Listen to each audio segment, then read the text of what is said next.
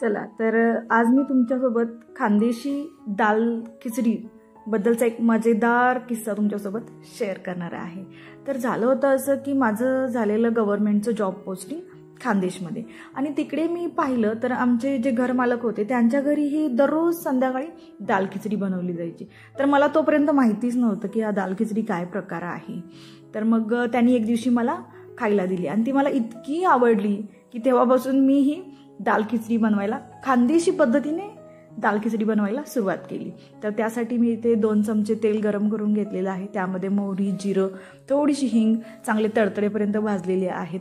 त्यानंतर त्याच्यामध्ये मी थोडासा फ्रेश कढीपत्ता, एक उभा चिरलेला कांदा आणि 3 ते 4 चमचे शेंगदाणे चांगले भाजून घेतलेले आहेत तेलामध्ये। त्यानंतर मी एक बटाटा असा क्यूबमध्ये मोठा मोठाच कट केलेला आहे। वरून थोडीशी अद्रक लसणाची पेस्ट आणि मी इथे यूज केलेला आहे 1 कप तांदूळ। आता 1 कप तांदळासाठी मी अर्धा कप तुरीची डाळ घेतलेली आहे। वरून थोडासा गरम मसाला घातलेला आहे। आता हे जे तांदूळ आणि डाळ आहे हे आपल्याला मस्त असं एक 3 ते 4 मिनिटं मीडियम गॅसवरती छान भाजून घ्यायचं आहे।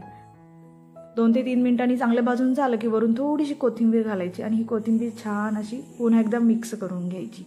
त्यानंतर आपल्याला इथे जेवढा आपण तांदूळ आणि डाळ घेतलेले होते तर त्याच्या 2 पट आपल्याला इथे पाणी घालायचं आहे आणि त्यानंतर कुकरचं झाकण लावून आपल्याला 3 ते 4 कुकरच्या शिट्ट्या काढून घ्यायच्या आहेत। तर जेव्हा तुम्हाला संध्याकाळी स्वयंपाक करायचा कंटाळा येईल किंवा जेव्हा खूप कामाचा लोड असेल तर त्यावेळेस तुम्ही अशी ही झटपट आणि पौष्टिक डाळ खिचडी बनवू शकताय।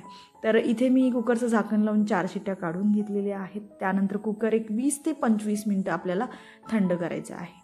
कुकर थंड झाला की त्यातली जी प्रेशर आहे ते कम्प्लिटली काढून घ्यायचं आहे आणि मी इथे कुकरचं झाकण उघडून थोडीशी कोथिंबीर वरून मी घातलेली आहे आणि तुम्ही पाहू शकताय आहा मस्तच सुंदर अशी आपली खानदेशी डाळ खिचडी तयार आहे। चला तर मग करा आणि पटकन चॅनेलला सबस्क्राईब करा।